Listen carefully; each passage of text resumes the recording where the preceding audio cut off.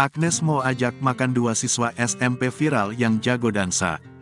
Penyanyi Agnes Mo memberikan pesan dukungan kepada dua siswa SMP Negeri 1 Ciawi, Bogor yang jago dansa. Agnes juga mengirim direct message lewat Instagram ke Kezia. Dia mengungkapkan rasa bangganya dan ingin bertemu dengan Kezia dan Devina. Hal itu terekam dalam Instagram Story yang diunggah oleh Kezia lewat akun Instagramnya @keziaditya pada Selasa, tanggal 17 Januari tahun 2023.